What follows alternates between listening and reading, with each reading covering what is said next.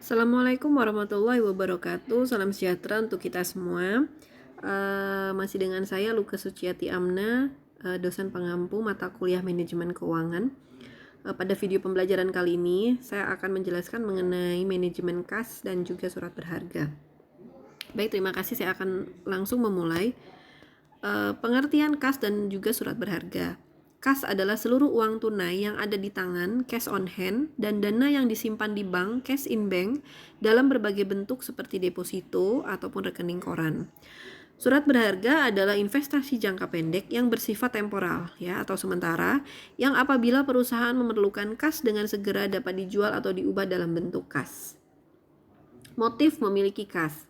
Kas merupakan aktiva yang tidak memberikan penghasilan atau non-earning asset, namun kas dibutuhkan perusahaan untuk menjalankan berbagai kegiatan usahanya ya atau operasional perusahaan. Motif memiliki kas menurut Keynes yang pertama adalah motif transaksi untuk membayar berbagai transaksi bisnis ya, kemudian motif berjaga-jaga untuk memenuhi kebutuhan kas yang sifatnya tidak terduga. Kemudian ada yang namanya motif spekulasi, yaitu untuk memperoleh keuntungan dari surat berharga. Tujuan manajemen kas mempertimbangkan resiko dan pengembaliannya. Ya, ada trade-off dari memiliki kas, oleh sebab itu kas perlu dikelola dengan baik. Tujuan memanajemen kas adalah meminimalkan saldo kas dengan tetap memperhatikan kemampuan perusahaan memenuhi kewajiban keuangannya atau dalam hal ini menjaga likuiditas. Artinya adalah di dalam suatu perusahaan jumlah kas itu harus kita manage ya. Jadi kita harus mengatur jumlah minimal kas. Jadi kas itu tidak boleh terlalu banyak dan tidak boleh juga sampai habis seperti itu. Ruang lingkup manajemen kas, yang pertama ada penentuan kebutuhan kas dan saldo kas yang optimal. Ya, jadi kita ada beberapa cara yaitu anggaran kas, model persediaan dan juga model Miller Orr. Kemudian penentuan metode yang paling efisien dalam mengumpulkan dan pembayaran kas. Dan yang terakhir ada penentuan jenis investasi jangka pendek yang tepat bagi perusahaan. Kita akan langsung masuk kepada penentuan jumlah kas optimal model persediaan ya, atau Baumol dalam hal ini yang mengungkapkannya tahun 1952. Jadi dia mengungkapkan untuk menentukan jumlah kas optimal, kata si Baumol ini, pada kondisi kepastian ya berdasarkan model persediaan. Kebutuhan kas perusahaan yang relatif konstan setiap periode akan dipenuhi dengan jalan menjual surat berharga kalau menurut Baumol. Oleh sebab itu akan timbul biaya berupa biaya transaksi ya, trading cost untuk merubah surat berharga menjadi kas, dan biaya kesempatan. Ada yang namanya nanti opportunity cost berupa bunga yang hilang atas investasi pada surat berharga tersebut. Jadi kita membuang itu semua. Kemudian Baumol juga mengungkapkan konsep dasar model ini adalah menentukan jumlah kas optimal yang dapat meminimalkan total biaya pengelolaan kas. Karena ketika kas terlalu banyak ya, maka biaya yang timbul akibat kas tersebut juga akan semakin tinggi. Gitu. Total biaya pengelolaan kas yang minimal terjadi pada saat biaya transaksi berubah ya, surat berharga menjadi kas. Artinya sama dengan biaya kesempatan berupanya hilangnya ya. Jadi berupa bunga itu hilang atas investasi pada surat berharga tersebut. Ketika kita menjual surat berharga, itu artinya kita kehilangan opportunity cost. Ya, bunga yang seharusnya kita akan dapatkan. Baumol juga mengungkapkan cara rumus mencarinya biaya pengelolaan kas itu kita bisa dapatkan dari biaya transaksi ditambah dengan biaya kesempatan, opportunity cost tadi. Gitu. Nah, di sini dapat kita cari C-nya dulu, jumlah kas optimal itu akar daripada 2 dikali biaya tetap transaksi dikali dengan kebutuhan kas selama satu periode dibagi dengan tingkat suku bunganya. Di mana biaya pengelolaan kas ya itu kita dapat biaya transaksi ditambah dengan biaya kesempatan. Ini nanti ada dua soal yang kita akan kerjakan sebagai tugas tambahan yang untuk kalian kerjakan ya. Ada 2. Di sini kita bisa lihat kasnya. Nah, ini contoh simulasi contoh soal. Jika tidak menggunakan saldo kas optimal di bawah atau di atas ya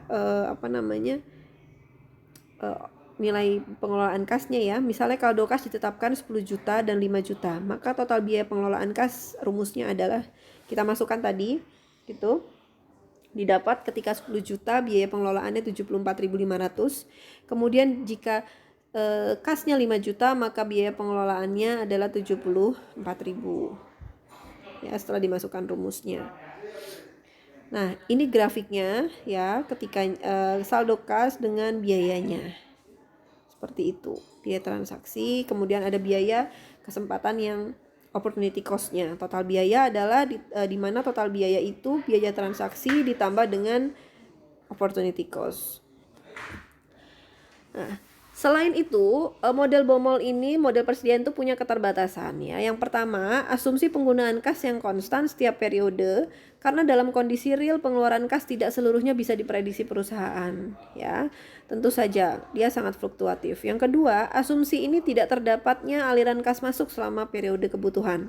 Dia tidak ada aluran masuk kas, kemudian tidak mempertimbangkan kemungkinan disediakannya persediaan keamanan gitu. Sulit menentukan besarnya biaya tetap transaksi karena mencakup biaya eksplisit dan juga implisit.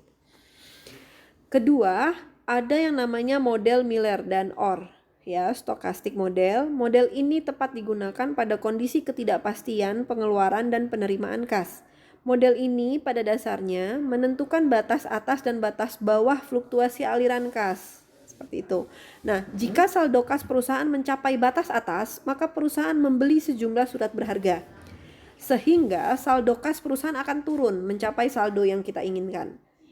Sebaliknya, ketika saldo kas menurun mencapai batas bawah, maka perusahaan menjual sejumlah surat berharga sehingga saldo kas perusahaan naik mencapai saldo kas yang diinginkan. Besarnya batas atas dan batas bawah serta saldo kas yang diinginkan dipengaruhi oleh biaya tetap setiap transaksi membeli ataupun menjual surat berharga dan biaya kesempatan berupa tingkat bunga surat berharga. Kita bisa lihat dalam rumus ini jumlah kas optimal ya, kemudian batas atas kas ya rumusnya, dan rata-rata saldo kas. Ini keterangannya. Kita bisa baca nanti bersama-sama. Kemudian di sini kalian juga bisa melihat contoh soal daripada model stokastik ya. Manajer keuangan PT Maju terus pantang mundur mengamati bahwa pengeluaran kas harian perusahaan bersifat acak. Standar deviasinya ditaksir 4 juta ya. Kas yang menganggur bisa diinvestasikan, diharapkan ya memberikan tingkat keuntungan 14,4%. Kemudian biaya transaksi untuk menjual atau membeli surat berharga ditaksir sebesar 60.000. Perusahaan menetapkan batas bawah saldo kas perusahaan 1,5 juta. Nah, jadi kita berapa sih ya jumlah kas optimalnya, batas atas saldo kas dan rata-rata saldo. Kita bisa masukkan rumus sebagai berikut. Nanti bisa kalian lihat di materi yang saya share juga ada di UBL Apps ya. Ini grafik model stokastiknya. Kemudian faktor-faktor lain yang mempengaruhi saldo kas yang optimal. Yang pertama yaitu meminjam. Meminjam mungkin memberikan biaya yang lebih besar daripada menjual surat berharga. Kebutuhan meminjam akan tergantung pada keinginan manajemen untuk memiliki saldo kas yang sangat rendah. Ya, kemudian kompensasi balance. Seperti itu faktor-faktornya. Metode pengumpulan dan pembayaran kas. Ide dasar manajemen kas adalah mempercepat pengumpulan, kemudian memanfaatkan kas dan memperlambat pengeluaran kas dengan tetap mempertahankan hubungan dengan pihak lain. Yang kedua, saldo kas menurut pencatatan perusahaan tidak sama dengan saldo kas menurut bank. Perbedaannya disebut dengan float, yang timbul akibat penggunaan cek dalam proses pengumpulan dan pembayaran kas. Float terbagi menjadi mail float, in-house processing float, dan juga availability float. Di sini bisa juga untuk pengetahuan kita saja, metode pengumpulan kas dan pembayaran itu adalah lockbox system, concentration banking, dan electronic funds transfer. Oke, seperti itu, Kas, kita selanjutnya akan masuk ke investasi jangka pendek. Faktor-faktor yang mempengaruhi pemilihan surat berharga, ya, dalam hal ini investasi jangka pendek surat berharga.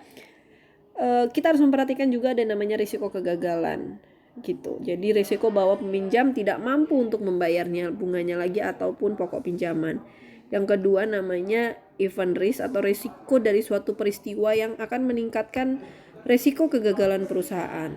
Kemudian ada lagi namanya risiko tingkat bunga, risiko perubahan tingkat bunga yang dapat mengakibatkan return perusahaan menjadi turun. Kemudian inflasi, ya, dan juga likuiditas. Seperti itu. Baik, terima kasih. Sampai di sini video pembelajaran materi kita hari ini. Semoga apa yang saya sampaikan dapat diterima dengan baik, dan jika ingin diskusi ataupun ingin ditanyakan, kita bisa nanti melalui Zoom di pertemuan ke-12, ya, minggu pertemuan ke-12 ataupun 13. Terima kasih. Assalamualaikum warahmatullahi wabarakatuh.